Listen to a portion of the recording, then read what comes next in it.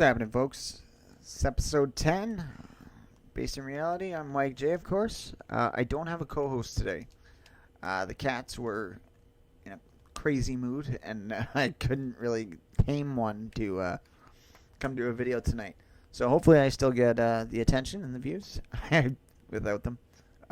Regardless, if you haven't done so, please subscribe to the channel, like and share the videos, and yeah, make sure you're following all of our friends on the right, man.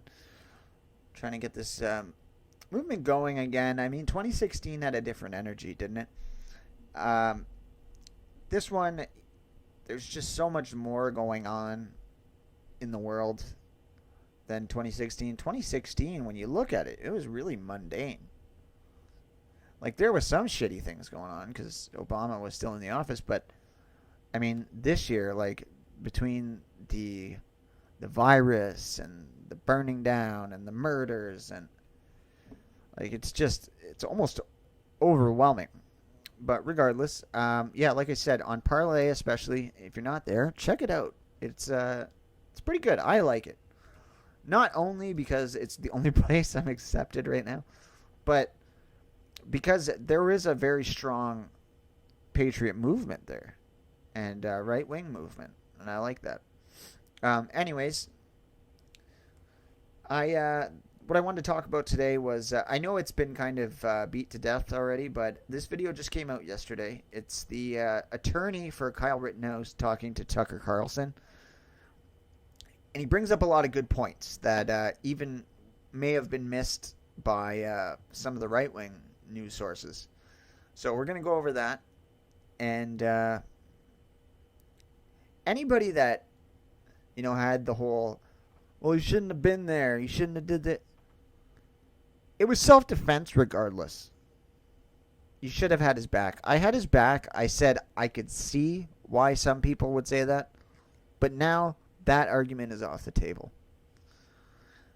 And we'll see why in this video here. Anyways, okay, let's start this up. Bear with me, guys. I'm still new to OBS.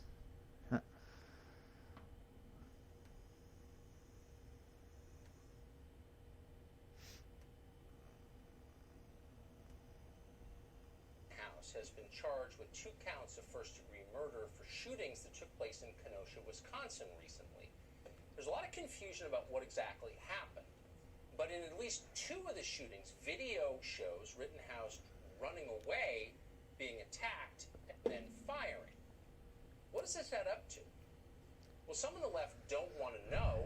Antifa, according to accounts online, is trying to figure out what cell Rittenhouse is being held in, presumably so they can kill him. So what's the state of the case? And that's lovely, eh? Like, they announce on Twitter that they're going to be trying to figure out what cell he's in, and they're still on Twitter. As if that's not a posable threat. As if that's not something that could happen for sure. Like, it's sickening.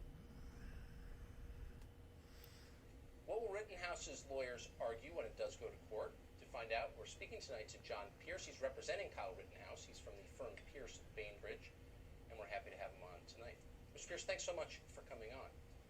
So, hi, Tucker. Thank you so much for having us to get the true story out of what happened in Kenosha that night. Well, I'm eager to know, because this is one of those stories that obviously has intense partisan interest, and there's a lot of confusing video. But what is, broadly speaking, the defense that you will mount on behalf of Kyle Rittenhouse? This is 100% self-defense, Tucker. Kyle, he's a good kid. He's a lifeguard. Kenosha was burning down. Actually, when he got done with work that day, he went to the high school with some friends to try to remove some graffiti. After that, they got a call from a local business person who owns 3 businesses in downtown Kenosha. 2 of those 3 businesses had been burnt to the ground, and this business owner simply wanted to desperately protect what was left of his life's work, so he asked for help. Kyle and his friends decided that nobody was doing anything to protect that community, and they decided that they would answer that call and help to protect that business.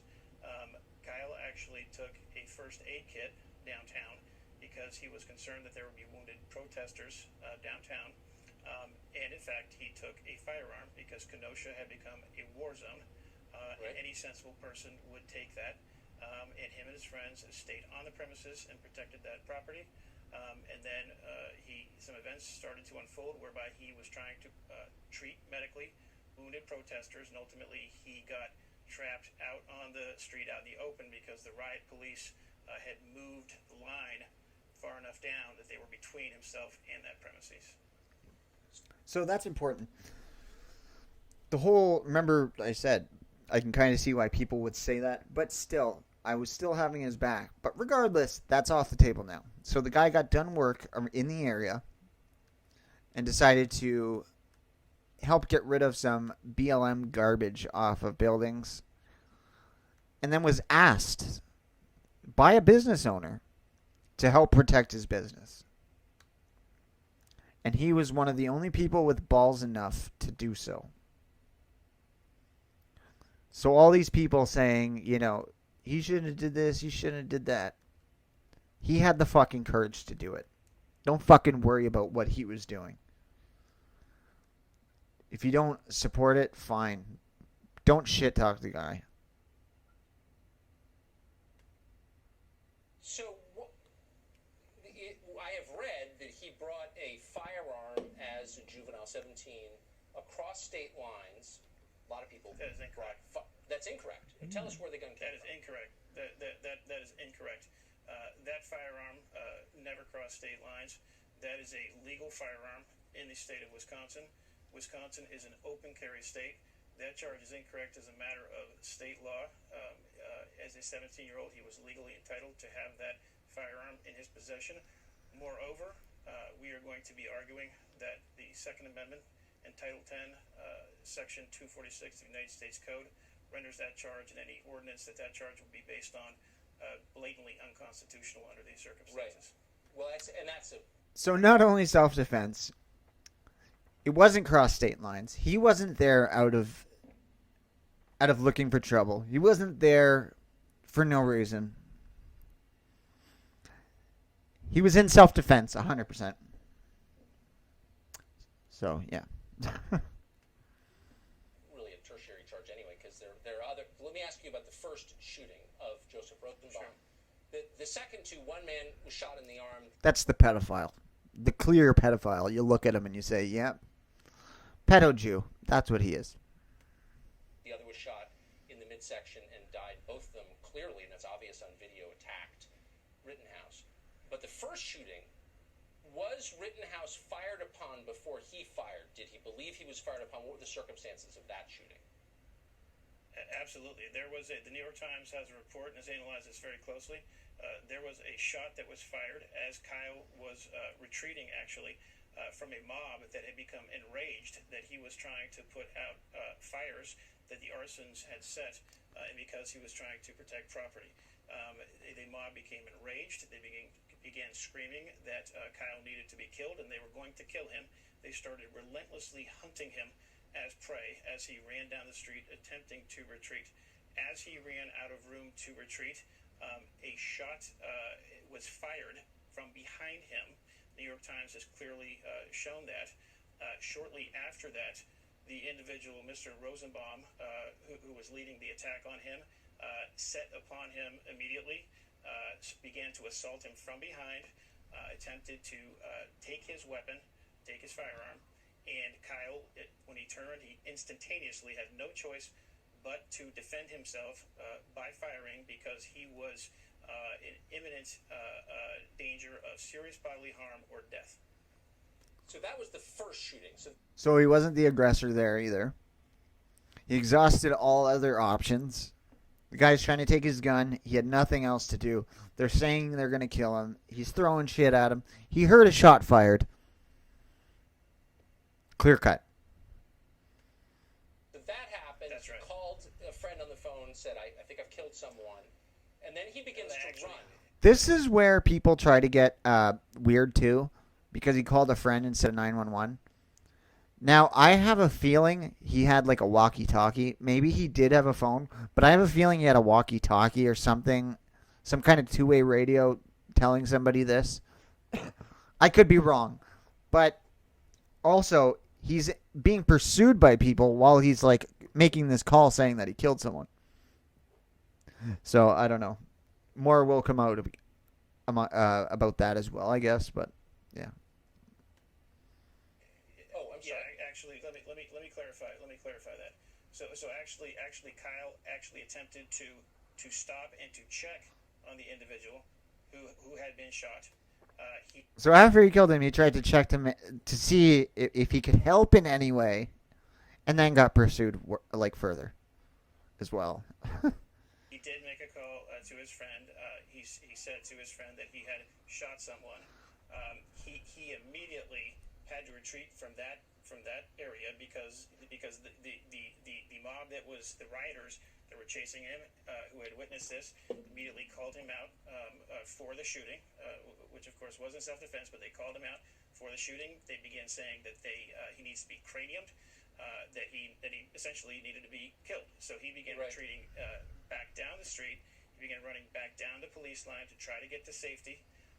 Again, the mob relentlessly and viciously pursued him, and he was struck as he was running from behind by one of the riders. He tripped and fell to the ground, and then one of the riders was right over him with a Glock.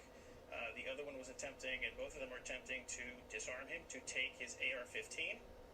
He was successful in being able to fight that off, and he had no choice but to then immediately defend himself. He was in fear of serious bodily harm or death.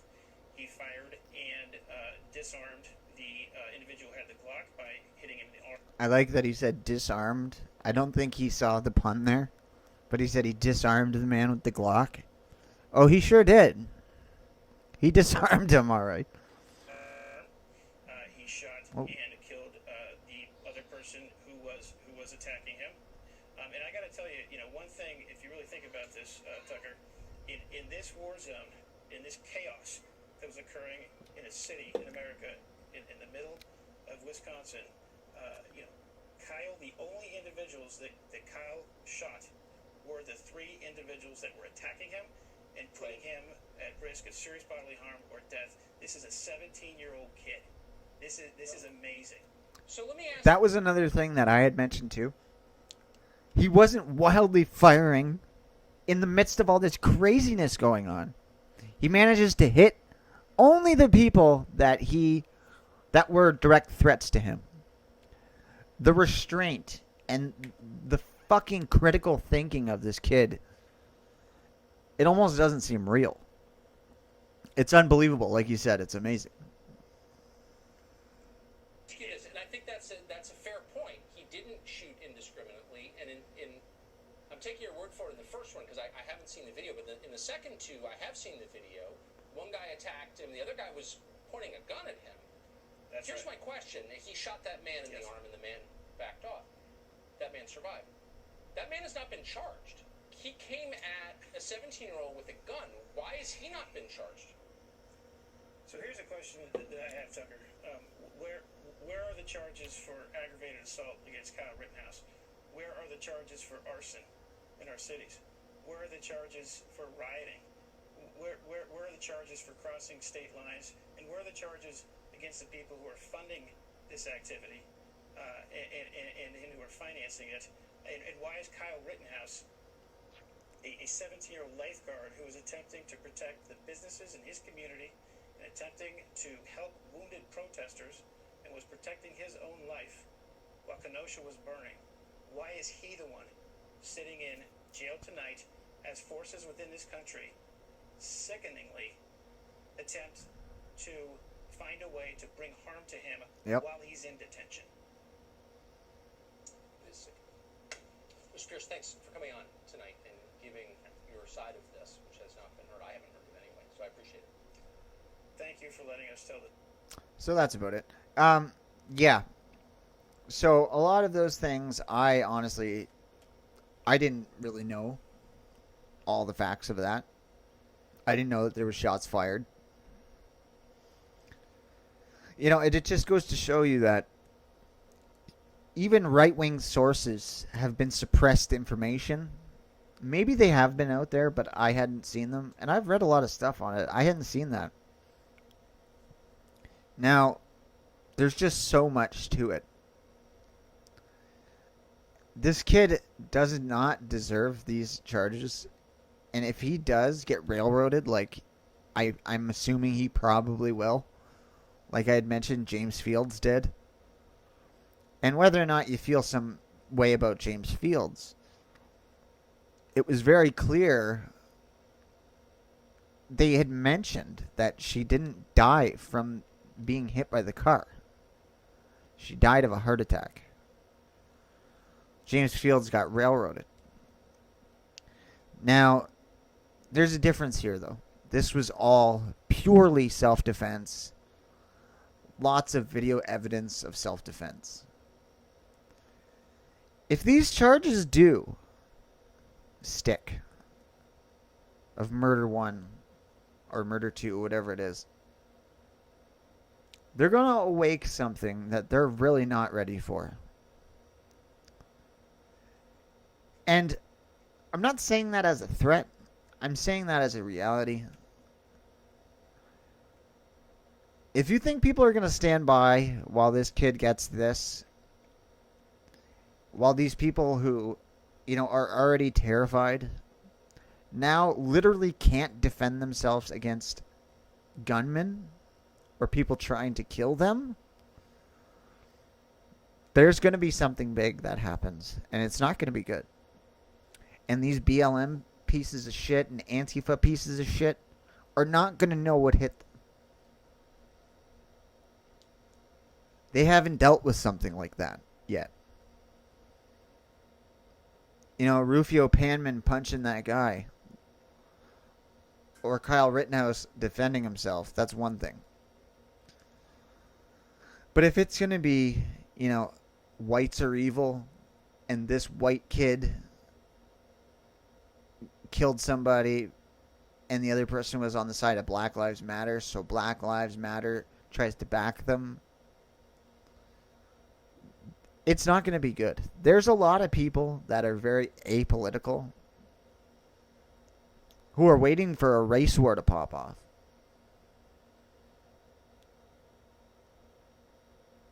And that's scary shit, because that's not something that I want to deal with necessarily.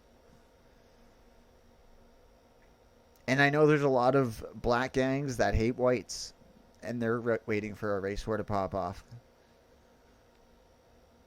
Shit will hit the fan quick if this does happen, if he does get these charges. And if he doesn't, it's going to hit the fan the other way.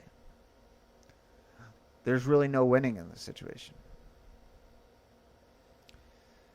The kid was a hero, and that's just how it is. And it's unfortunate that this happened, because there is no good ending to this. And I'm not saying that to try to sound ominous. It's just reality, man. That shit is not going to be good, no matter what.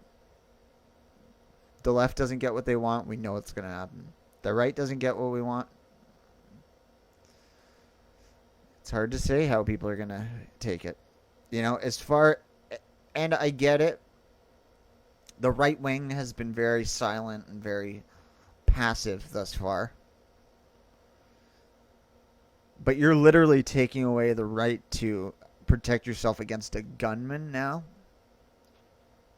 You could say what you want about the St. Louis couple, but they didn't have guns in their face. They weren't up against a wall. What they did, I don't find wrong at all, but I'm just saying, this kid had nowhere to go. Nothing to do besides defend himself. And if he gets charged for murder for that, I don't think they're going to be passive anymore. The silent majority will not be silent, is my assumption. We'll see. Let's hope. You know what I mean? Like I said, let's hope that he gets off them. But yeah, if the left doesn't get their way, man, it's crazy shit. It's going to pop off. And I'm so done with Black Lives Matter, and I think a lot of people are done with them as well. You know, people were supporting it at first, but they're really seeing what they're about. These idiots in Kenosha were trying to represent Black Lives Matter. So now they defend, and that's not even getting into the guy that was shot dead in Portland, supporting Black Lives Matter for absolutely no reason. Just capping a guy, hunting him. Like, all this is just, it's brewing into something terrible. And, you know, if they're going to draw lines in the sand, man, people know where they're going to put their loyalty. That's just how it is. Anyways, guys, yeah, I just wanted to break down that video there. I don't usually break down videos, but that one was pretty important to me. Anyways, have a great day. And like I said, please subscribe to the channel and share the video if you can. Thanks.